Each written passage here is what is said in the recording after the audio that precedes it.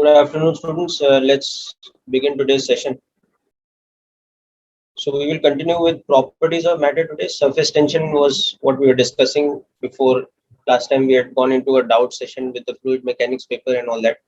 So we completed that, and now let's continue and complete surface tension and viscosity, the last part of properties of matter.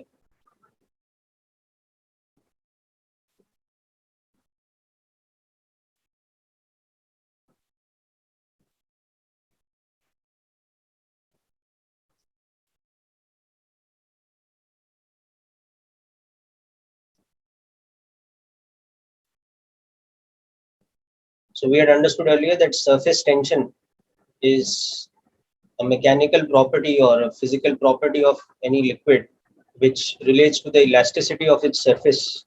Its surface molecules behave like a thin elastic membrane because of the nature of the cohesive forces that are acting at the surface.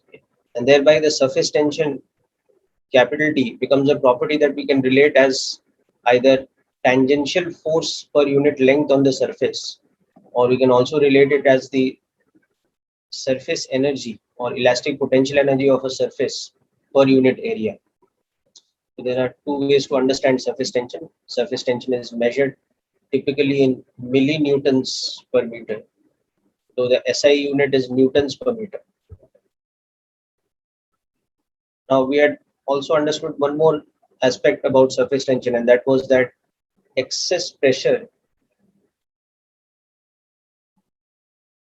inside a solid spherical drop of liquid, which is of radius r and having surface tension equal to T. That excess pressure was given by the formula 2T by R.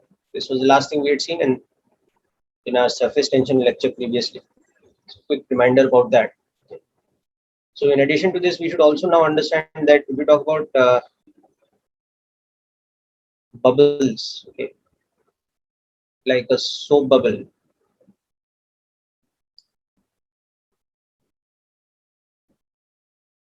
A soap bubble is basically a thin spherical film of soap solution. So basically what happens in the case of a soap bubble is that there are two surfaces that we have to consider actually, the inner surface and the outer surface, because it's like a spherical shell actually of liquid. So in that regard, it's a little bit different compared to a solid spherical drop.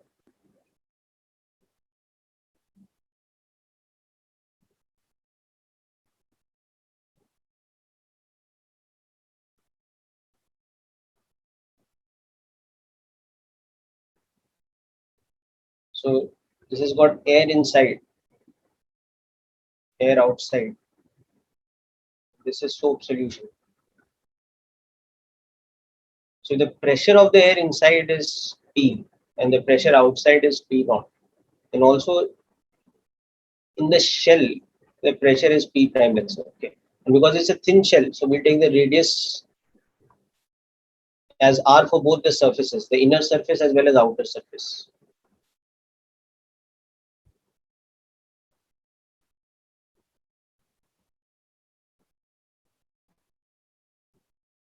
Both of them have roughly the same radius, though slightly different. Okay.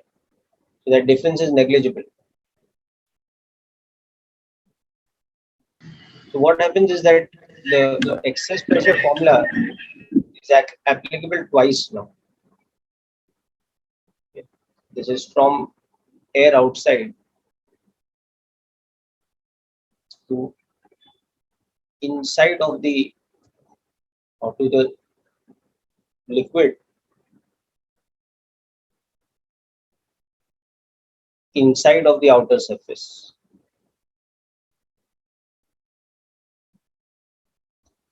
And then the air inside the inner surface So this is from the liquid to the air inside the bubble. There is further pressure difference of 2T by R. So the air inside has a pressure compared to the atmospheric air outside by an excess of 4T by R. So this is something additional we should remember. Whereas this formula was applicable for a solid sphere of liquid. So this has a pressure inside of outside atmospheric pressure plus 2T by R.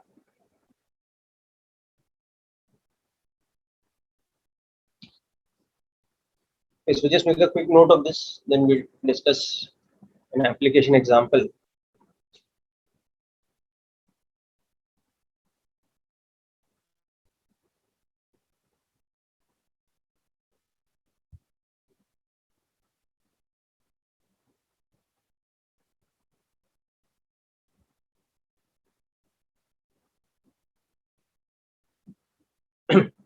Yeah, sorry, I forgot about the recording. I'm starting it. Thanks for reminding. This meeting is being recorded. Through and beneath.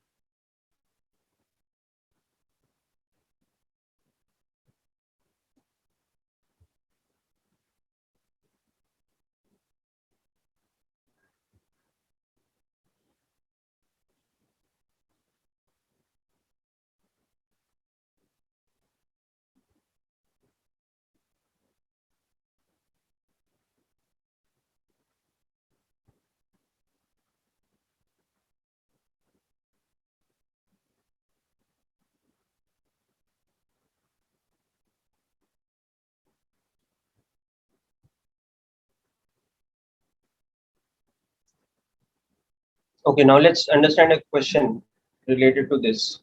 Sir, 1 minute.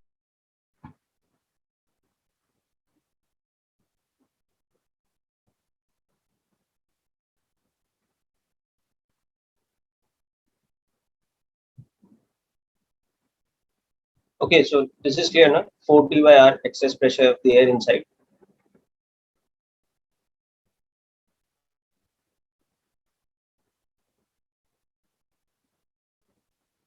So what is P dash exactly?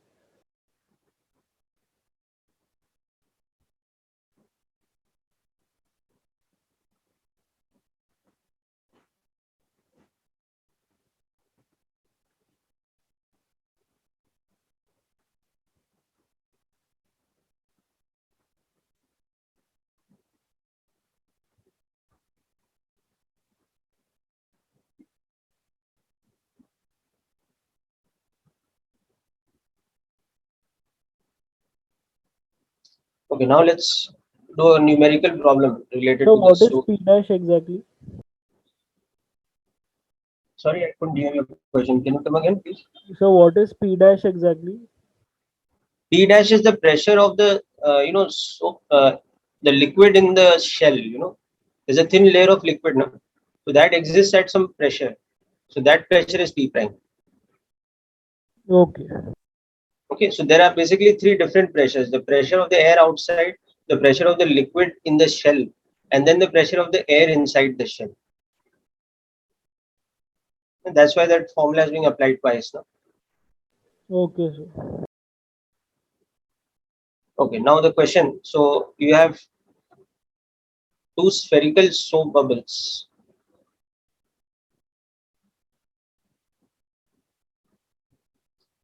they are having radii, let's say 3 millimeters and 4 millimeters. In fact, let's make them centimeters. So 3 millimeters and 3 centimeters and 4 centimeters, okay, floating in air.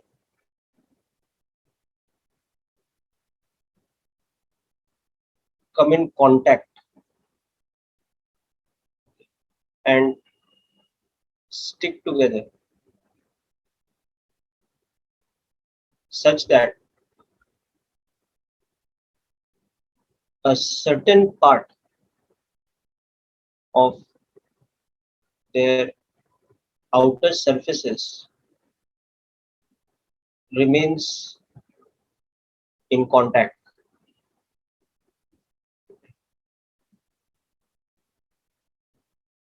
but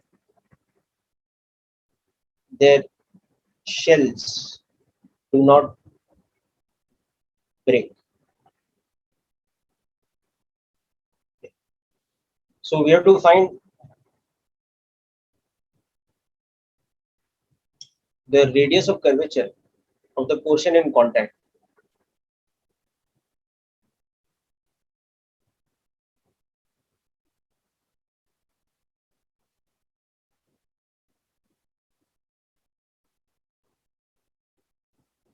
And show its shape, that is which side the curvature is, in a diagram. Okay, just try out this application question. So this is a direct application of the formula that you're seeing above. Okay.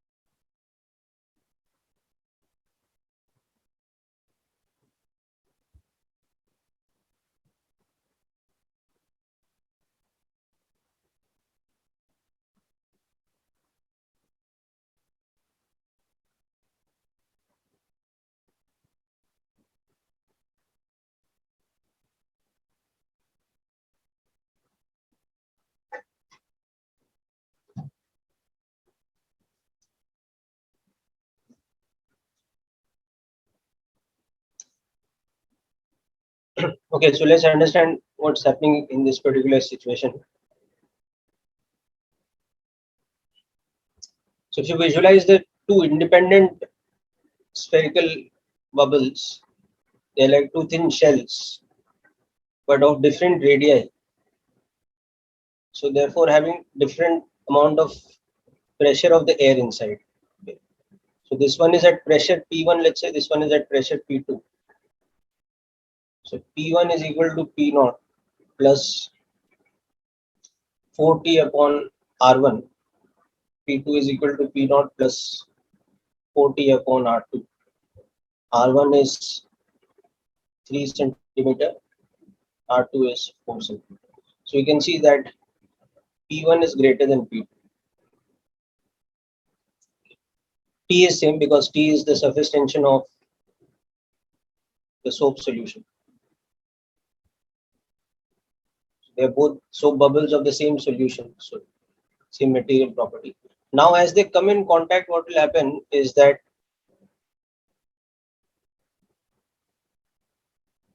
the shape will distort a little bit where they come in contact because the pressure difference across that common wall becomes different. Okay, so I'm just drawing a bit of a magnified diagram of them in contact.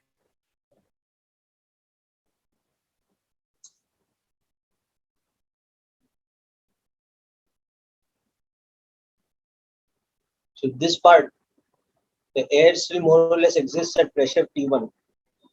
This also exists at pressure P2, but that pressure difference is less than P naught minus P1 or P2 minus P naught, like that. So there will be a difference in curvature of the common part of the wall. It will be like this. So the common part of the wall, now it will be concave on the side which has higher pressure. So it will be concave from this side. So its radius of curvature is, let's say, small r, whereas this one is having a radius of curvature R2. This one is having a radius of curvature R1. Its center of curvature will be at a different point. Okay? So across this wall, you can see that P1 is equal to P2 plus 4T by small r. This is my equation 1, this is my equation 2, this is my equation 3. So from this, you can see that P1 minus P2 is equal to 4T by r. And from this, you can see P1 minus P2 is equal to 4T 1 by R1 minus 1 by R2. Sir, can you explain equation 3 once more? I didn't understand that. The pressure difference across a spherical surface is 4T by R. No? So the concave side always has higher pressure. So this is some new concave side of radius. I mean, this is the common wall, but its concavity is different. Its radius of curvature is small r now, and this side is concave. The concave side has higher pressure than the convex side by a factor of how much? 4T divided by R. Is it clear now, Vita? Yes, sir. So now comparing this equation and this equation, you can see that 1 by R is equal to 1 by R1 minus 1 by R2. When you substitute, this will give R as 12 centimeters. And it will be concave on the side which is having the smaller radius of curvature. Okay. As the two bubbles are in contact, the smaller bubble side will have the concavity in the common part of the wall, and the bigger bubble side will have the convex. So this is the convex side. This is the concave side. And you can see some much gentler curvature compared to this one or this one, because these are having radii 3 and 4, and this is having radius 12.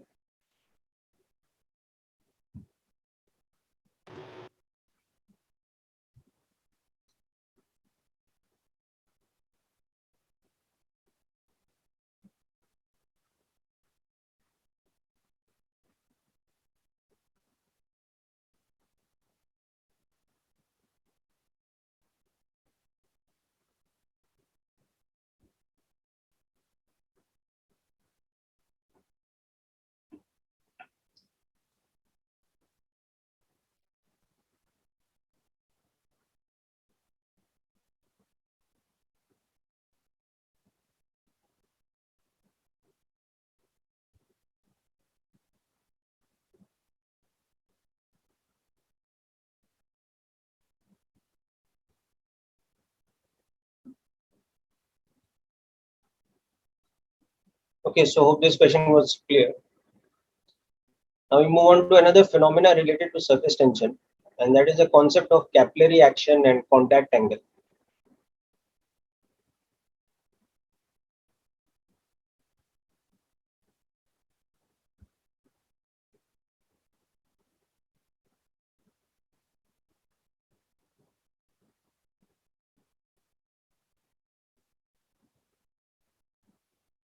So basically what happens is that you will notice that when you keep a liquid in a container, or basically any liquid is in contact with some kind of a wall of a solid material. So the surface of the liquid is actually in contact with another material at the corner. Okay. Typically, there is always a curvature over here, and most often the curvature is this way. Sometimes the curvature can be the opposite way also, such that from the outside this looks like a convex surface, but mostly from the outside it will look like a concave surface at the corner like this. So, so this, if we now observe this situation under a magnified diagram, so what we will see is, like suppose this is the outer wall of our glass container.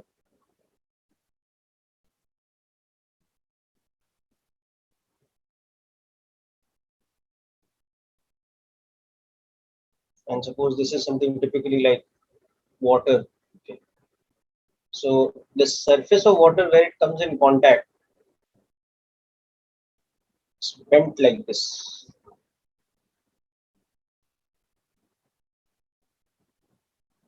And where it is in contact with the glass wall exactly, if we draw a tangent to the surface, and that tangent makes an angle theta with the, or theta c with the vertical, and that is called the angle of contact. So the contact angle is the angle of the surface that is a tangent to the surface at its point of contact.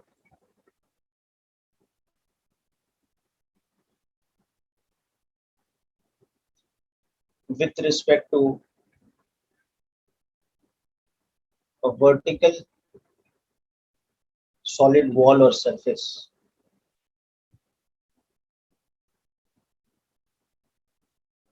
Okay. That is called the contact angle.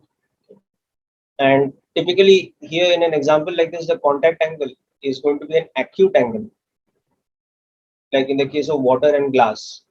Because what happens is that now the molecules at the surface near this wall where the contact angle phenomena is there, if you look at molecules here, they experience a combination of two types of forces.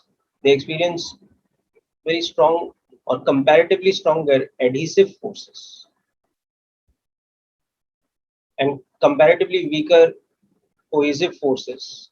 So adhesive forces, which are the forces between the unlike molecules, that is between glass molecules or whatever that solid is and the liquid molecules, they dominate over the cohesive forces. Cohesive forces are attraction between like molecules, so water molecules. Okay.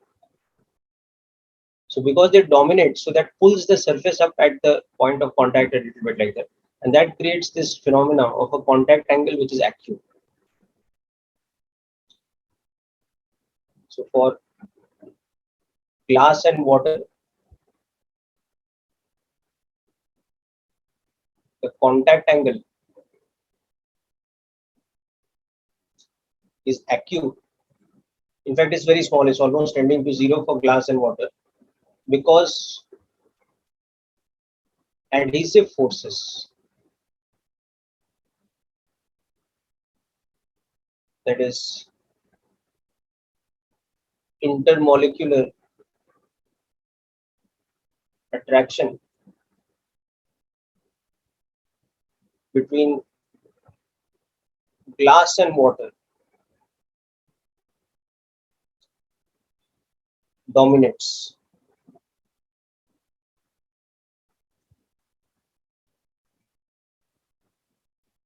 over cohesive forces. Cohesive forces, we already understood what they are before, that they are the intermolecular attraction force between like molecules, so between water molecules. But so typically, this is the situation that happens for most pairs of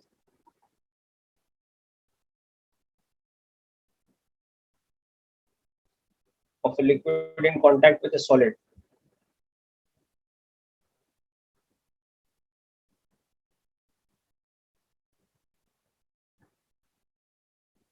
The contact angle is acute.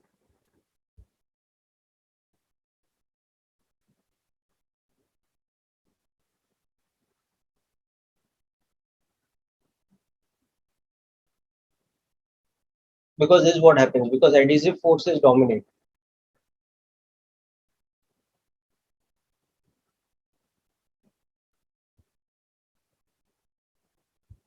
But there is one very common notable exception, and that is the case of mercury and glass.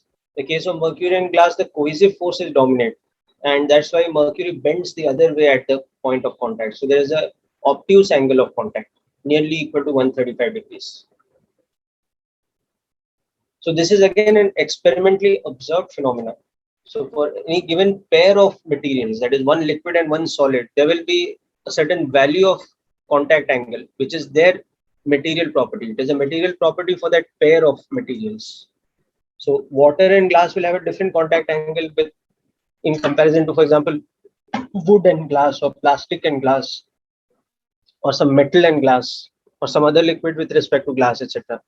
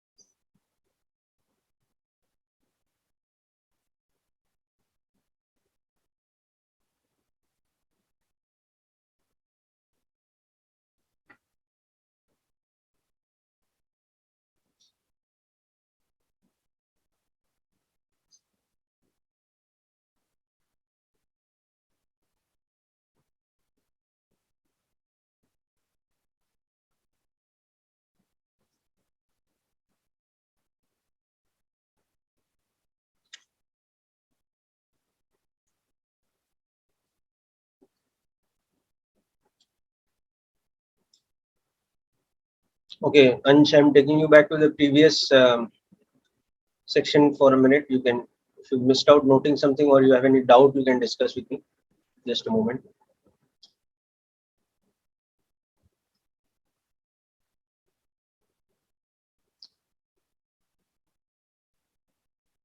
Yeah, Hitansh, if you have any doubt in the equation solving, please let me know in this previous question.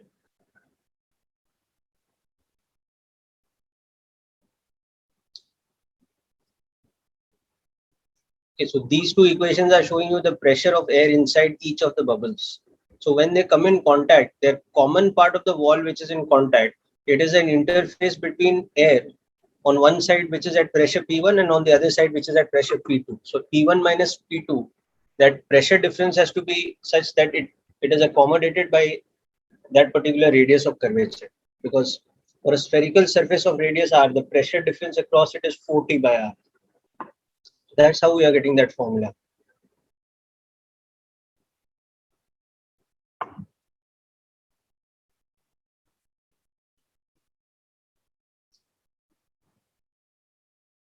So 1 by 3 minus 1 by 4 will finally give you 1 by 12. So that's how small r is coming out to be 12 centimeters. Hope this is clear. Yeah, Ritansh, you understood, na? Very good. Okay. Yeah, so coming back to concept of contact angle. So exception cases are there where the angle of contact can be obtuse, like in the case of mercury and glass, because the adhesive forces are weaker compared to the cohesive forces.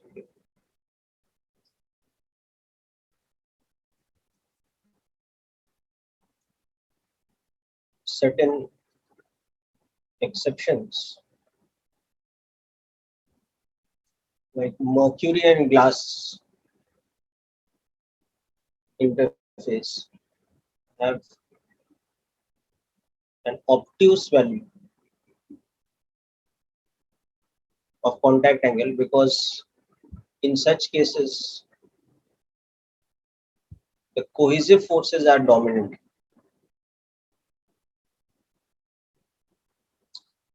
Okay, so that kind of an interface would look like this one. So if we have a glass container which has mercury in it,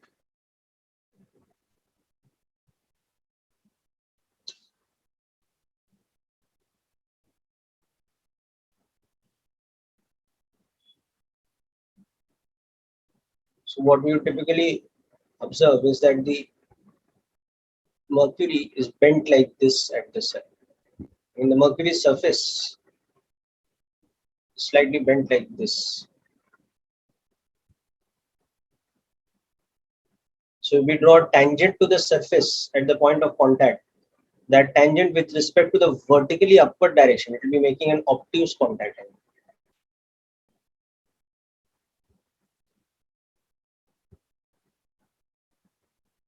So the value of this contact angle is a property for the pair of materials, the solid and the liquid.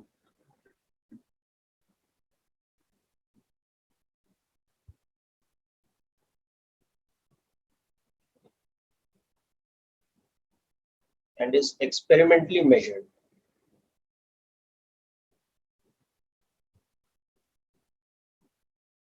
So that is our concept of contact angle. Now we'll see how this contact angle plays a role in the capillary action concept. That if you dip a narrow capillary or a thin cylindrical pipe into a liquid surface, the level of liquid within the capillary rises. So that happens partly because of this phenomena of contact angle and the property of surface tension.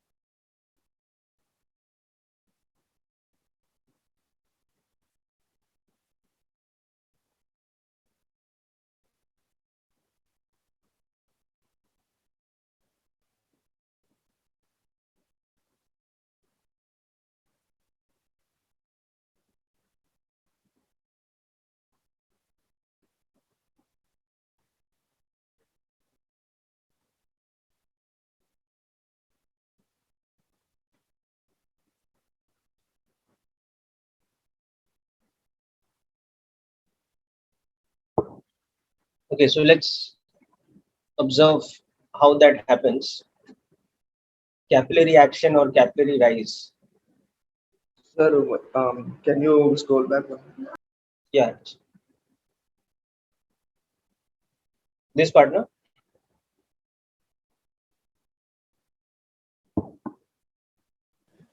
Yes, sir, done. Okay.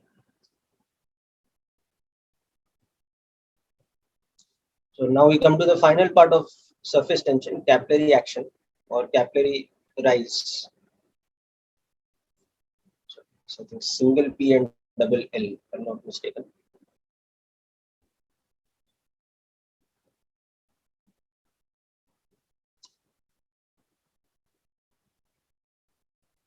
So what we observe is that if you have an open surface of liquid, this might be in a vessel, this might be like a body of liquid, like a lake or pond or whatever. And in that you dip a thin tube. And typically we're talking about a capillary by definition is actually a thin cylindrical tube. Though this whole thing of liquid rising will be observed even in a non-cylindrical shape. If you have, something with a square cross section or even an elliptical kind of cross section, you will observe capillary action. But you will observe liquid rising. So let's say this is a glass capillary. And this is again some kind of soap solution or something. Can even be water for that matter. So what you will observe is that liquid rises, and also that the liquid surface inside the capillary is different in shape. It is what is called a meniscus. It's a spherical surface. It's a section of a sphere. So this height by which the liquid rises, that's called the capillary height. And among other things, so a capillary is by definition a thin, open, cylindrical tube. So this glass capillary has a radius of capital R. So now let's understand why this exactly happens, why the liquid rises. So sort of making again a magnified diagram of the capillary. So what happens is when we dip this capillary into the liquid, because there's air inside it initially, so the liquid will push out that air, okay, and take this. But because of the phenomena of cohesive and adhesive forces, the liquid surface that is inside is bent like this at the contact angle, which is at material property. So if I draw, so that's actually what causes the liquid to rise, and I'll explain why it causes liquid to rise. So what happens is that the liquid inside the surface forms a meniscus. That is, it is a spherical surface, concave from outside, of liquid inside the capillary. It's like a concave bowl kind of thing also. So that is happening because of that relationship between adhesive and cohesive forces. The cohesive forces are dominated over by the adhesive forces that the glass is applying on the liquid molecules at the surface of contact. So that's what makes them rise. Okay, and that creates this kind of contact angle over here.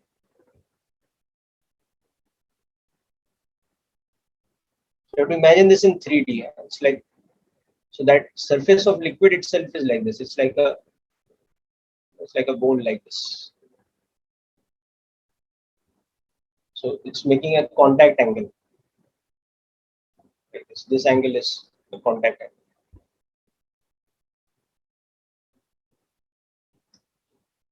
So now if we draw a normal at the point of contact, that is the radial direction. So where the two normals will meet, that is the center of curvature of the meniscus. This C is the center of curvature of this liquid meniscus. So let's say the radius of the meniscus is small r.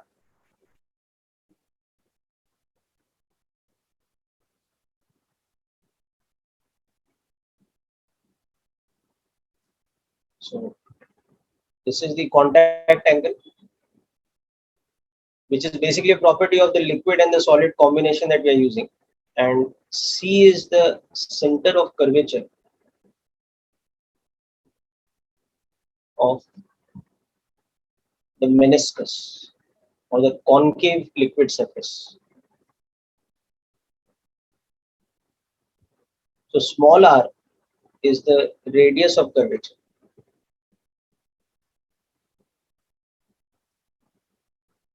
Of the meniscus. So first of all, we can see there's a relationship between the radius of the capillary, which is this one, and the radius of that meniscus.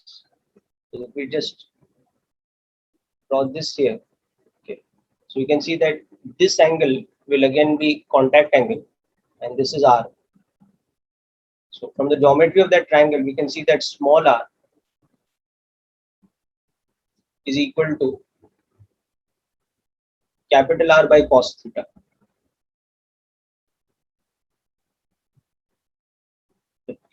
So now what happens is that this meniscus created, it creates a pressure difference. So the other thing to understand here that there will be a pressure difference of delta P equal to 2T by small r across this concave meniscus. And always the concave side has higher pressure. So going back to this,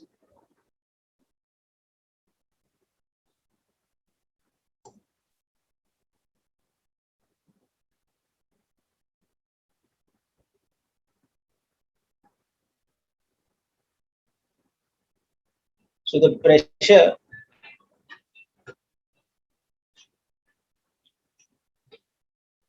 just a second people.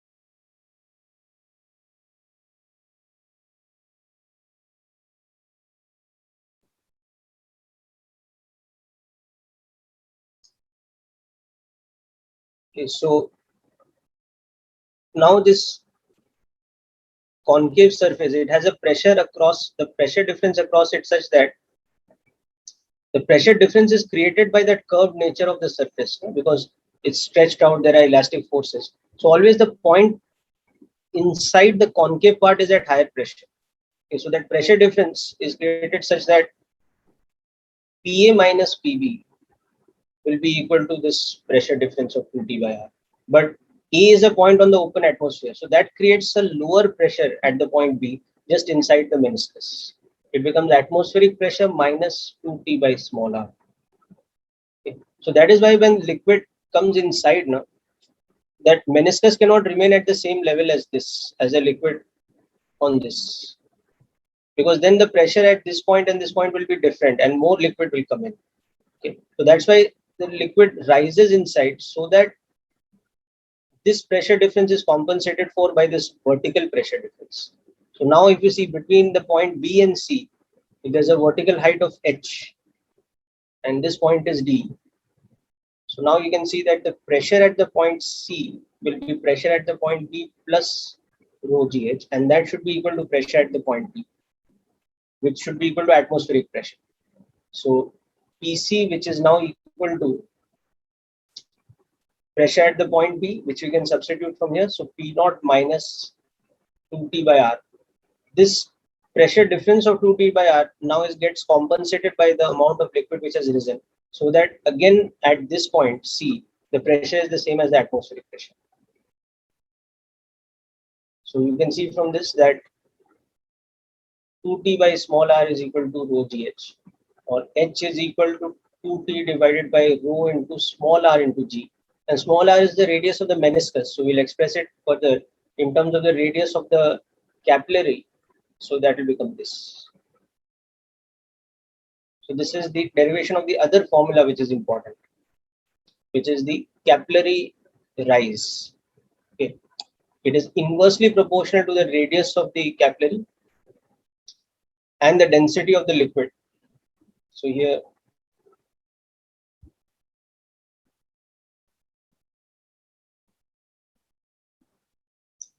T is surface tension.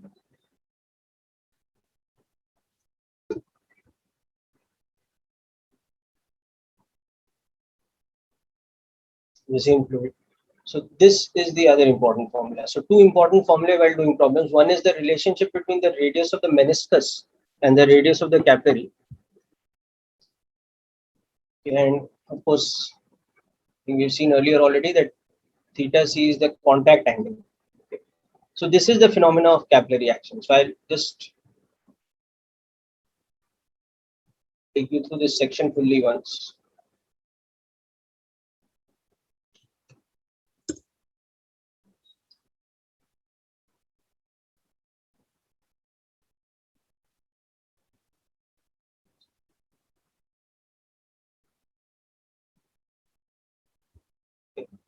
So this kind of situation where you dip a capillary into an open liquid surface, you see that the liquid rises within the capillary and the surface of liquid inside is in the shape of a concave bowl kind of thing. So that's called a meniscus. So the radius of curvature of that meniscus and the height of the capillary, I mean the height of the liquid inside the capillary, both can be calculated by this derivation. So just make a note of the key points over here. Then we'll discuss a numerical application or two based on this. And then we are done with surface tension. So we'll start with viscosity. This is the last part of this chapter.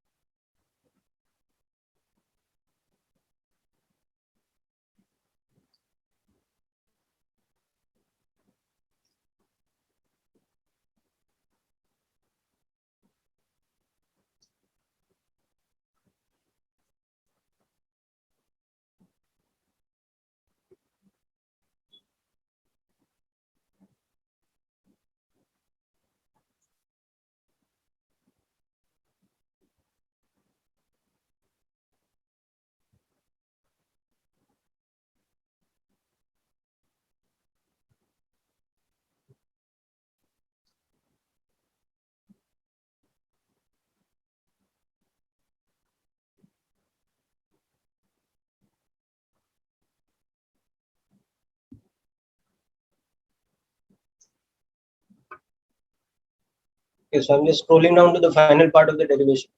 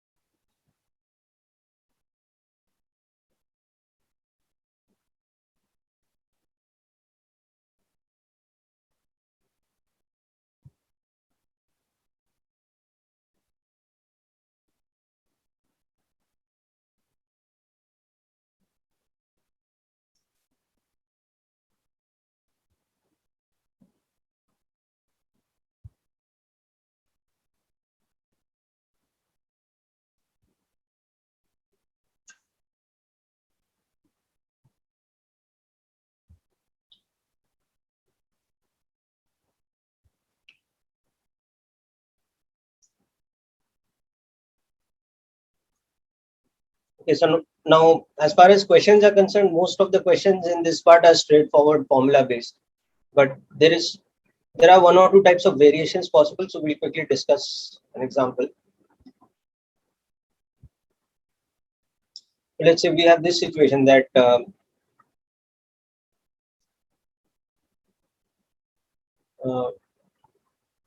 capillary inserted in a liquid is observed to result in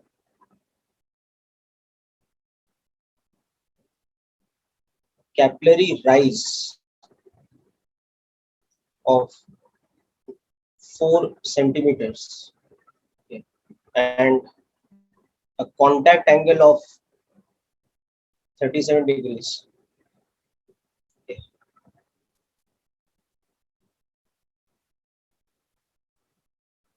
Now the capillary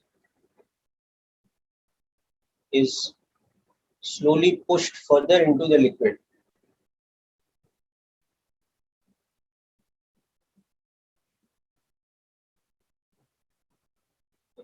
until only 3 centimeters of it is above the surface. Determine the shape of the meniscus.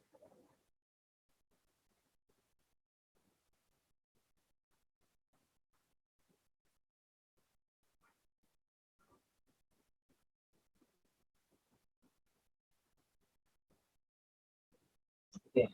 And any change in the contact angle. Okay. Will liquid be continuously pouring out, or will it reach an equilibrium? So let me explain the question. So what is happening is that we have some liquid surface. Now we have done in the normal situation, we've got a thin capillary which is sufficiently long. The part outside is sufficiently long. And when that is the situation for us over here, what we are observing is that liquid rises inside it up to a height of 4 centimeters, and the contact angle that it makes, meniscus, this is 37 degrees. Okay. But now what we do is we push the capillary further in so that only 3 centimeters of the capillary is left outside. So we do this. Same capillary, same liquid, everything same. Only this much of the capillary is outside. So what is the liquid going to do basically? You have to understand that. That's what we have to answer. Will the liquid be continuously be pouring out? Will the shape of the meniscus change? Will the curvature of the meniscus change, or will it remain same? Will the contact angle change, etc.? All these things we have to see.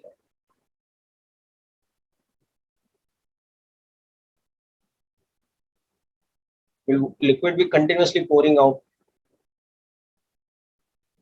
So these are the things that we have to figure out in this situation. So what happens here? This is the situation that is given to us. Just try out this question. Snigita, you are partially correct that contact angle will change, but not in terms of the value you have set. Okay.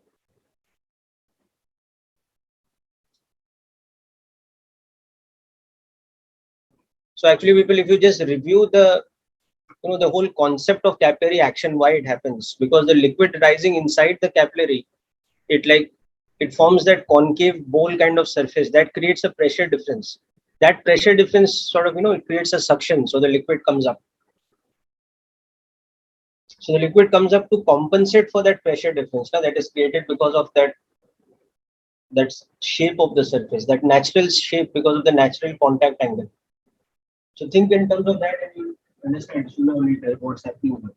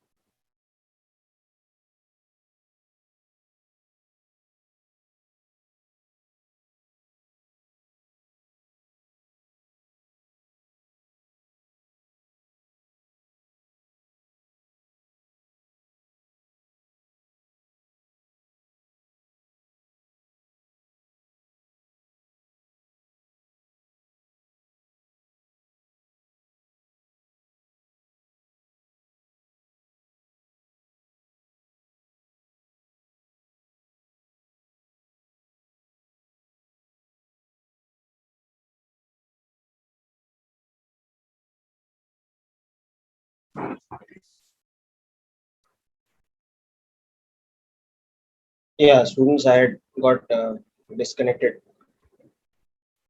Yeah, Kevin, your answer is correct. So basically, that's correct. What will happen is that, if you visualize how the fluid is initially rising because of that pressure difference created, and as it rises, the pressure at this point becomes equal to the pressure at this point. So it stops coming into the capillary further. Okay. But here, as the liquid height reaches 3 centimeters, for that contact angle of 37, which is the natural contact angle, the pressure difference is still not balanced. So more liquid comes in.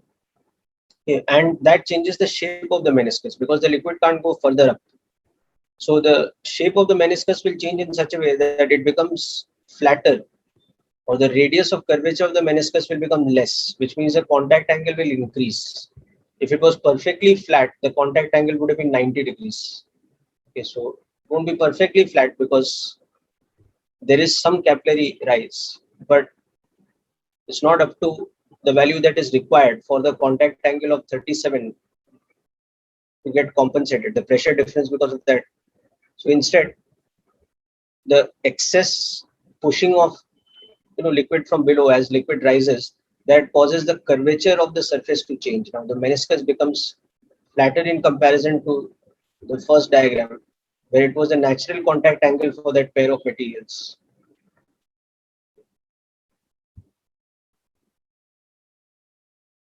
So this contact angle is some new value, theta, let's say.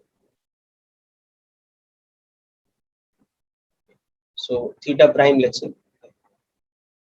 So it's the same derivation that we've done for the original capillary rise formula. If you just replace it with a new value here, see that same thing will apply. So this new radius of curvature, let's say r prime, it becomes such that the pressure at this point, and therefore the pressure at this point,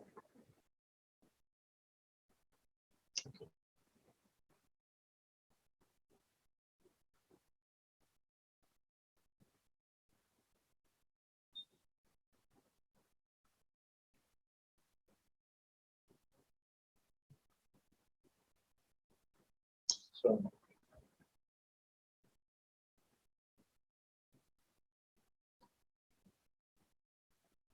so 2t cos theta prime upon capital R, where capital R is is equal to rho g h prime. Whereas in the earlier diagram we had, when there was unlimited amount of capillary available, we had the formula that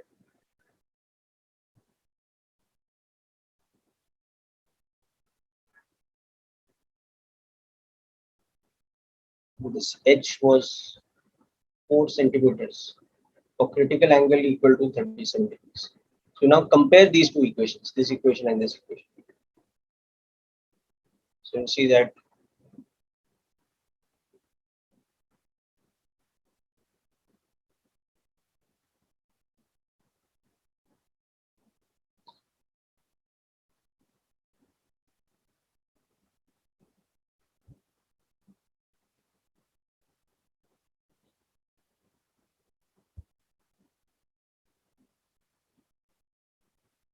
the contact angle now changes to 53 degrees. And the shape of the meniscus changes in such a way that it becomes less curved. The radius of curvature has become larger, so it's not so sharp, it's flatter in comparison. So if you bring the tube all the way down to the level of liquid, the open surface level, the meniscus should completely flatten. Okay. Now the thing is, of course, we are doing this in such a way that the capillary was in this kind of situation first, the first diagram, and then you're pushing the capillary in. So when you initially push the capillary in, as the amount of capillary outside starts reducing from 4, liquid will come out. Okay, so some liquid will gush out, but it's not that once you have brought it to that 3 centimeter position, the liquid will eventually achieve this kind of equilibrium at the new value of contact angle. It is not going to continuously keep gushing out like a fountain. That is what the meaning was for that other part of the question.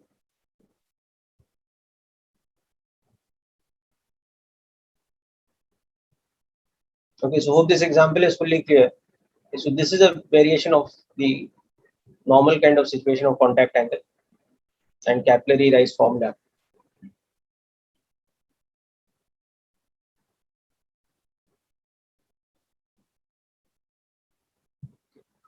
So very simple chapter of surface tension. If you just remember the 3 or 4 different formulae and the properties of the phenomena related with surface tension, you should not have any difficulty doing the questions. If you do HC Verma plus your module, it's more than enough.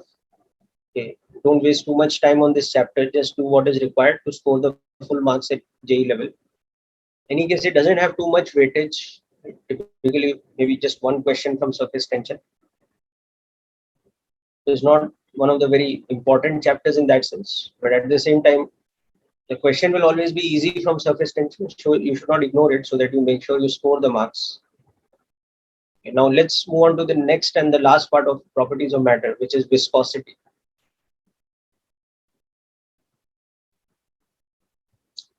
So viscosity is the property of a fluid, non-ideal fluid, by which it tends to oppose slipping and relative motion and dissipate mechanical energy. Okay, so it's in that sense it is an equivalent of kinetic friction, but in many ways it's different from kinetic friction, which is also what we'll understand. So viscosity is the property of a non-ideal real fluid by virtue of which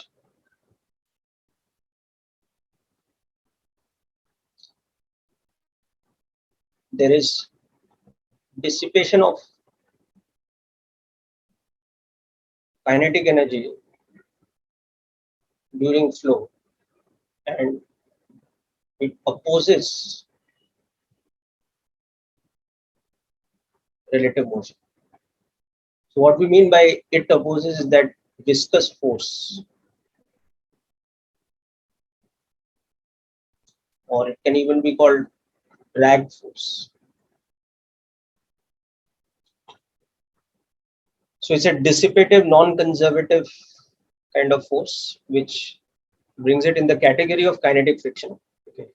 However, one major difference is that the amount of viscous force actually depends on the relative motion, which is not the case with kinetic friction. Whether an object is slipping on a surface with a relative velocity of 3 or 5 or 100 meters per second, it doesn't matter. The kinetic friction only, the amount of kinetic friction acting depends only on two things: the nature of the two surfaces in contact, the materials of the surfaces, and the pressing force between them, or the normal contact force. Here, that is not the case. That's where viscous force becomes different. Okay. So one thing is viscosity is applicable for all fluids, including gases. Okay. So viscosity is observed in fluids, that is liquids and gases. So air drag, which is something that you ignored in projectile motion earlier, but you cannot ignore if you have a lightweight material like a piece of feather or something which is floating down in air. You cannot neglect the air drag compared to the weight. So such an object will not be in free fall under gravity. It will also be influenced by a significant amount of viscous force or air drag force. So now viscosity is studied in two contexts. One is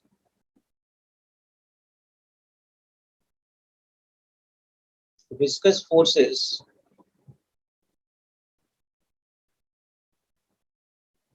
acting between the layers of a fluid which are in relative motion.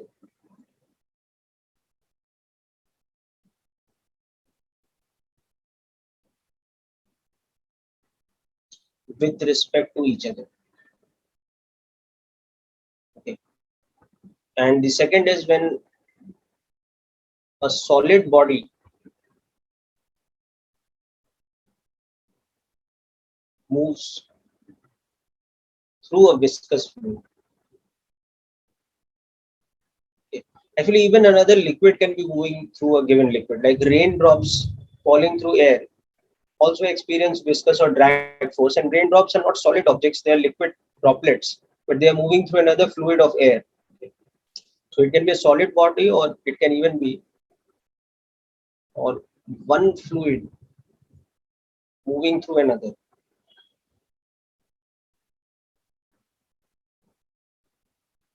The example of that being rain falling through atmospheric air. Whereas an example of the above one is, let's say, any stone falling through a liquid. So you'll actually experience, in addition to gravity, two other forces, buoyant force as well as viscous force. So these are the two situations in which we observe viscosity.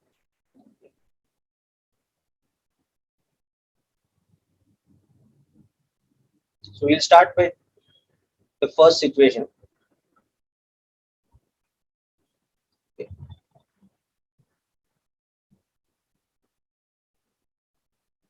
Viscous force for or viscous forces in a fluid in something called laminar flow. Okay, so laminar flow is that situation where, due to the viscosity, the liquid is flowing in such a way that different layers are moving with respect to each other. So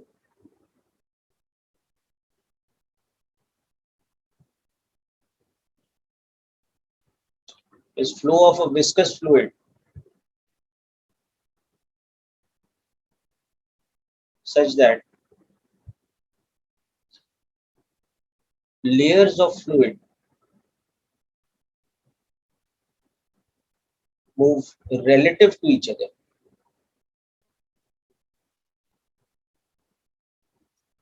such that there is what we call a velocity gradient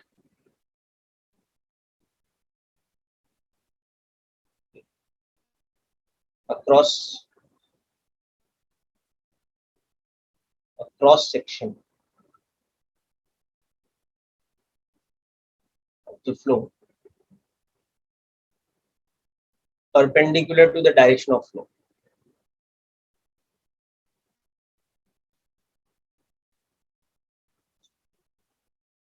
So one easy way to visualize a laminar flow is a laminar flow with a uniform velocity gradient.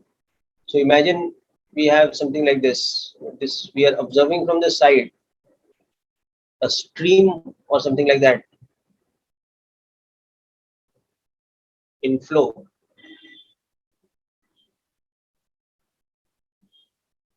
So this is muddy water of canal or a stream.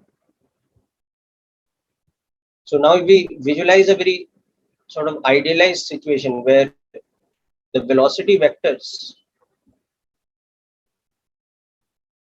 have a uniform vertical gradient. That is, if we observe the velocity vector of these liquid molecules at any position, we will see that as we go down the water canal, like if we go deeper and deeper, the velocity is decreasing uniformly or linearly. It's like there are different sheets or laminars of liquid which are flowing relative to each other across the cross section. So if the velocity is v at some general position, for a layer just above it, it is v plus delta v. For a layer just below it is v minus delta v. So if we call this as our y-axis, we can see that there is a uniform gradient for the velocity, delta v by delta y. So this is an example of a laminar flow.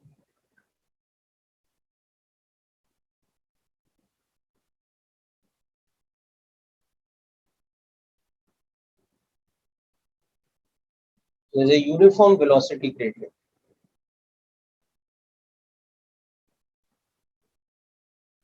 So that gradient is now, suppose at the top the velocity is v naught and the total depth of this is d. So you can see that there is a uniform velocity gradient equal to v naught by d. Because that is the slope of this. So if you were to think of plotting a graph of the velocity with respect to the depth that you're considering, okay, actually that gradient is a negative quantity because with the depth it's decreasing. So you'll see that your graph of velocity versus depth is like this.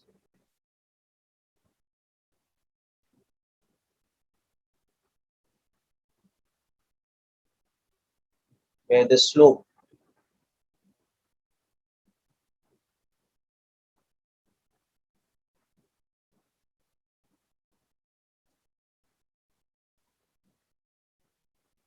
is minus v naught by two.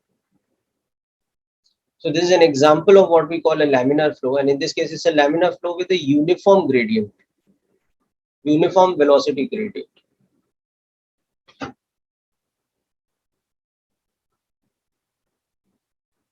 Anything where physical quantity is changing with respect to position, we say there's a gradient. Like you've seen in work by energy, potential energy gradient or negative of potential gradient is internal conservative force. Okay, electrostatics also you've seen that electric field is negative gradient of potential, electric potential. Okay. So something changing with position, we say there's a gradient. Something changing with time, we say there's a rate of change. So this is that gradient. So velocity is changing with position. So there's a velocity gradient across the cross section such that the direction of that gradient is perpendicular to the direction of flow. So velocity is varying with the y-axis. So it has a gradient with respect to y-axis, whereas the flow is happening along the x-axis. So that is a situation of laminar flow. And that laminar flow is actually created because of viscosity. If the liquid had been an ideal fluid with no viscosity, it would be in steady flow. So there would be a uniform velocity through the cross section. There wouldn't be a gradient.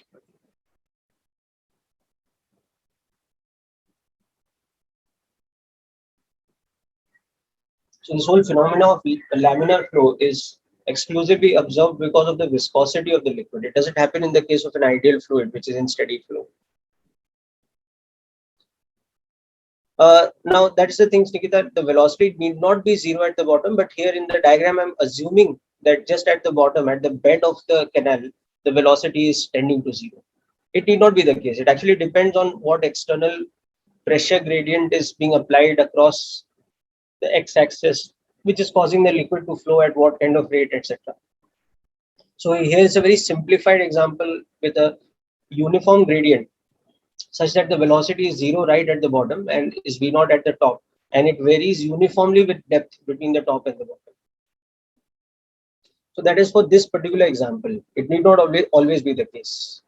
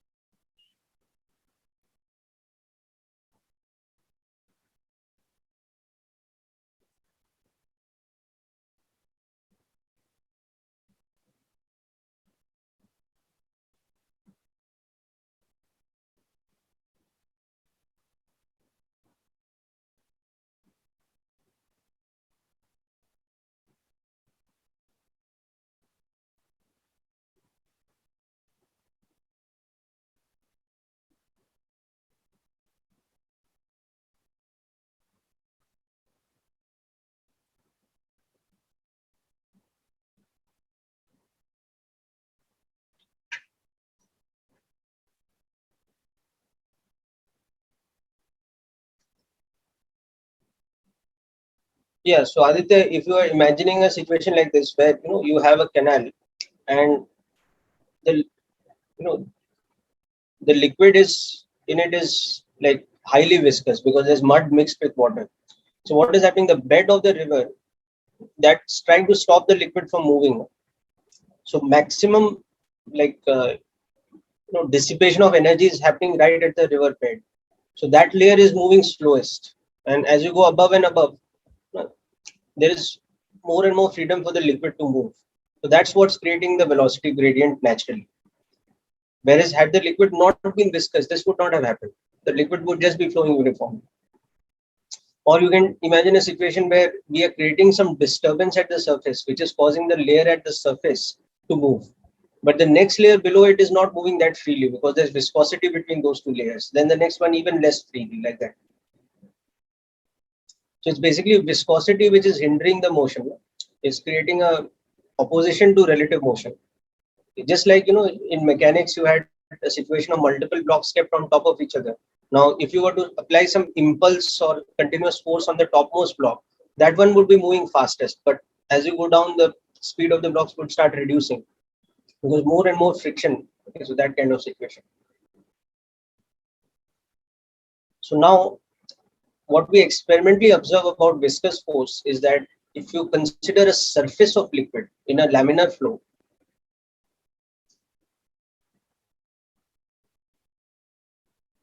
the surface of an imaginary surface of liquid, or you can say the surface of a volume element of liquid, it experiences an amount of viscous force which depends on various factors. Among that, the surface area. So in that laminar flow that we were seeing above, just imagine a volume element of liquid flowing like this.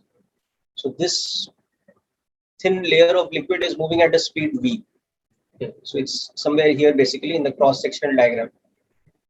Right above it, there's another layer of liquid which is moving a bit faster, moving at v plus dv, let's say. And right below it, there's another layer of liquid that is moving a little bit slower. So that's how the velocity. So if this surface of that sheet of liquid has area A, then because the layer above it is going faster, so it will experience a viscous force in this direction. Just like if you make a block on top move faster, it will apply a friction. The tendency for slipping is in the backward direction for this one with respect to the one above. So this one will experience frictional force, or in this case, viscous force in this direction. So viscous force on a surface, okay, of area A, okay, of the fluid, the magnitude of that viscous force is directly proportional to the surface area and to the magnitude of the velocity gradient.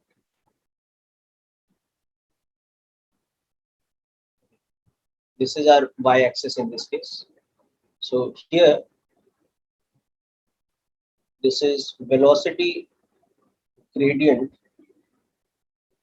perpendicular to the direction of flow. Okay, that is the direction of v itself. And now the constant of proportionality is basically the material property of that particular fluid, which is called the coefficient of viscosity.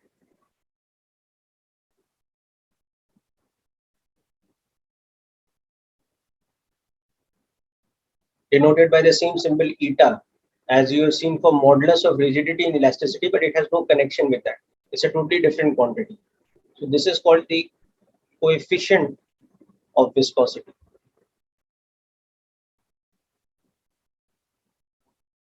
And unlike coefficient of friction, it is not a dimensionless term. It has a unit. You might have heard the term poise. Yes. So the dimension of coefficient of viscosity is the dimension of force, okay, into the dimension of time. As you can see, dv by dy has force per unit area. Because dv by dy has a dimension of time inverse. Okay. So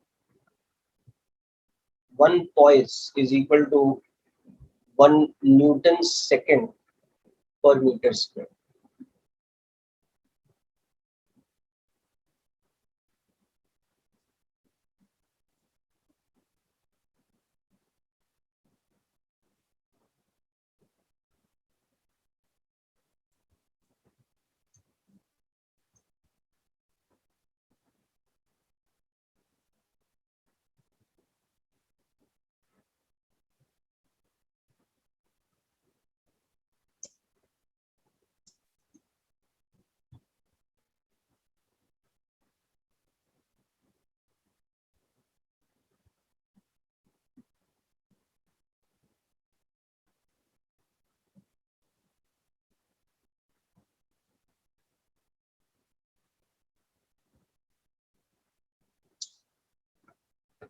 Another way to define 1 poise would be that you can say it is 1 Pascal second.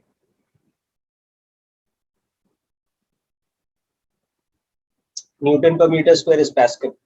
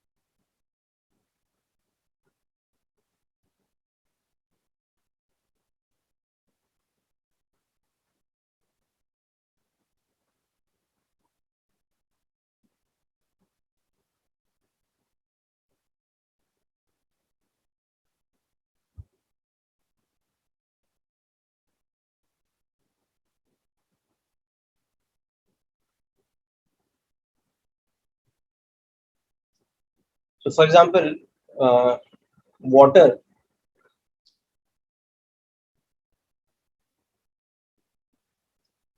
has a viscosity of approximately about 0.9 millipascal or millipoise.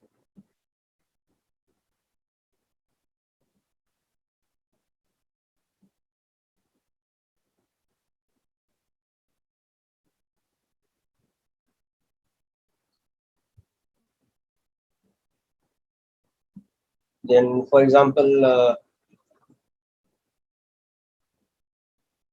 something like ethanol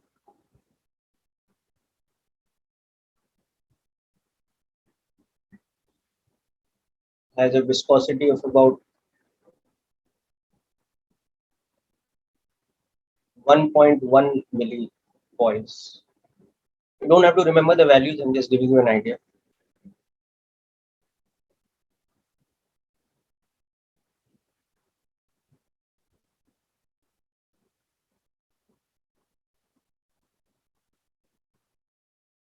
Mercury has a viscosity something like around 1.5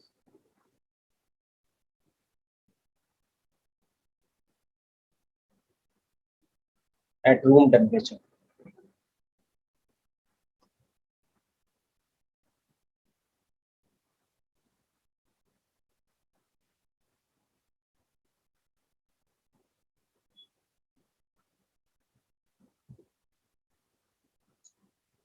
glycerol is something which has a very high amount of viscosity.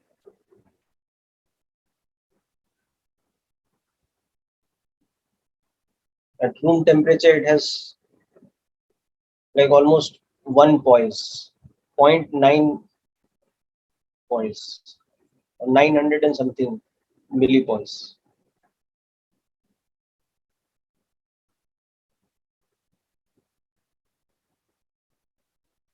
This is all I'm saying, more or less at 25 degrees C room temperature. Whereas, for example, if you take something like aluminium or gold or something at very high temperature where it's molten in liquid form, and again it has a comparatively high viscosity.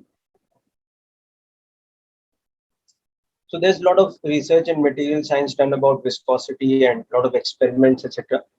And there is no direct correlation between things like density and molecular structure or molecular weight or anything like that, because viscosity depends on a whole lot of factors, not just simple factors like density.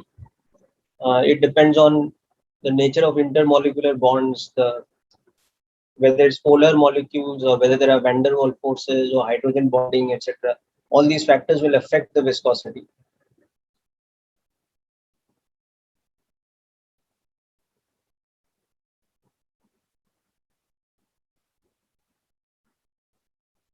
Oh, I've written coefficient of friction, is it? Sorry. Yes, It's sir. coefficient of viscosity. Yeah. Very different from coefficient of friction. Thanks for pointing out. So that's about the coefficient of viscosity. So let's see a typical numerical problem to understand this. So now imagine you have like a very thin layer of highly viscous liquid, like glycerol or something like that. Or you have maybe some oil, castor oil or something like that, forming a very thin layer on the ground below.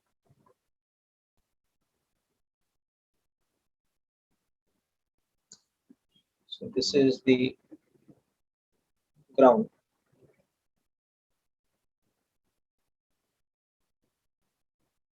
And this thickness is, let's say, 2 millimeters. And this is a fluid which has coefficient of viscosity pretty high. So let's say it's about 0.9, capital P. Now we have something like, let's say we have a small piece of cardboard or something which is floating on top.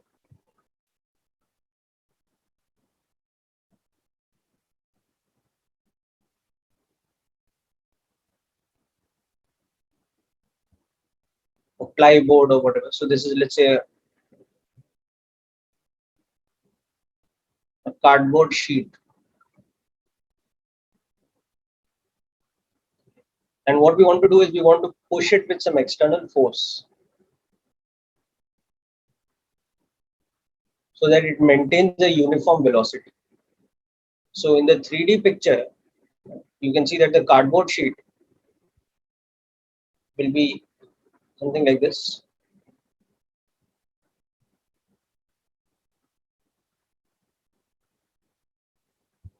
So this cardboard sheet has surface area given to us. The surface area is, let's say, 50 centimeters square. Okay, and it's floating on this layer of castor oil or glycerol or whatever, which has this kind of viscosity and this thickness. So we have to find the force needed to keep this moving at a constant speed of v1.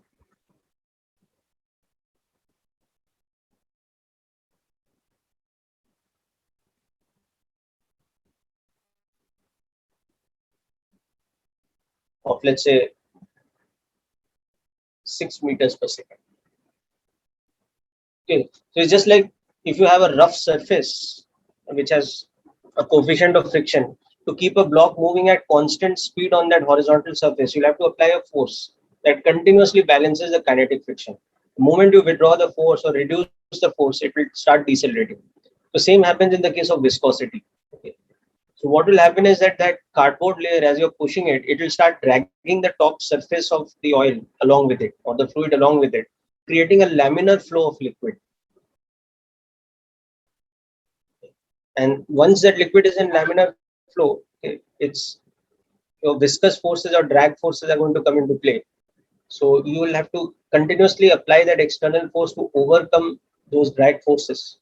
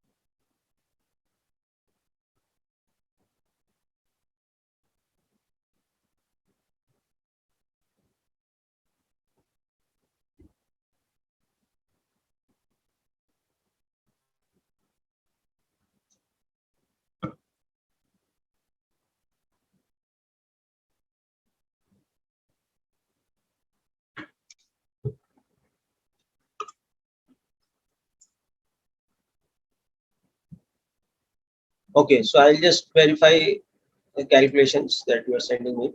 So basically, we'll have to assume the simplest possible situation here, that we have that laminar flow with a uniform gradient. Okay.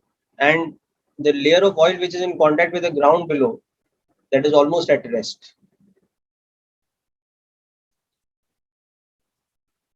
So you'll have to understand that the laminar flow of the liquid will happen in such a way that the layer on top is almost moving with the cardboard sheet, so it's moving at V naught, and the layer in contact with the ground is almost just about at rest. So we have this kind of a velocity gradient. So taking this as our y-axis, our delta V by delta y, or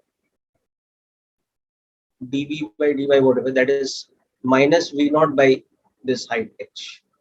It is equal to minus of 6 meters per second divided by 2 into 10 raised per minus 3 meters. So it is.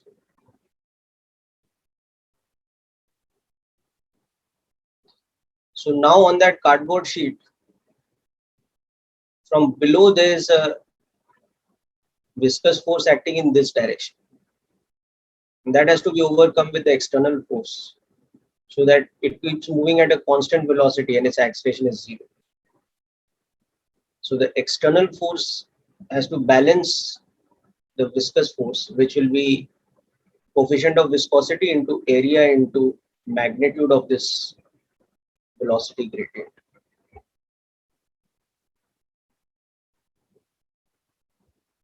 So the surface area we had taken to be 50 centimeters square. So in meter square is this much. Okay. And this is 3 into 10 raised by 3. So this is meter square. This is per second. Okay. And this is poise or Newton second per meter square. So this force comes out to be in newtons.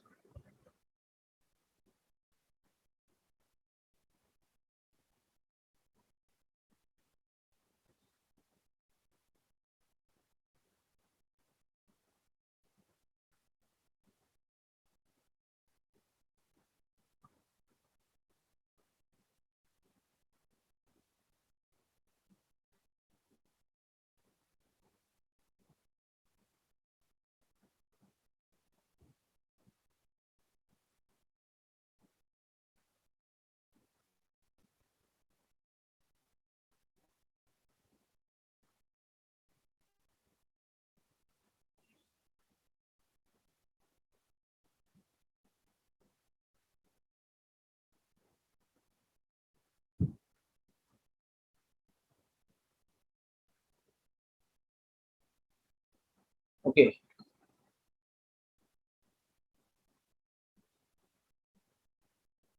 So this is an example of the application of the concept of viscosity.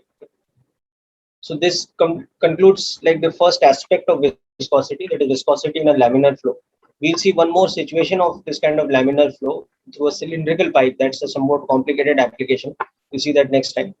And the other thing we will see is that the viscosity acting on a solid object, which is moving inside a viscous fluid, including Stokes' law, which is a particular formula for viscous force on a spherical body. You might be familiar with Stokes' law from your understanding of things like Millikan oil drop experiment, etc. in chemistry. So we'll look at that in the next lecture. Just take about probably 40 minutes or so. We'll finish viscosity, and then we'll keep some time for further discussion of doubts and questions in properties of matter before moving on to the next section of physics after properties of matter, which will be oscillations and waves, starting with simple harmonic motion. So we're coming to a very important part of the syllabus now. So unlike properties of matter and fluid mechanics, the next section is going to be a little bit more intense, okay, and also it has more weightage, which is the section of waves and oscillations. Okay.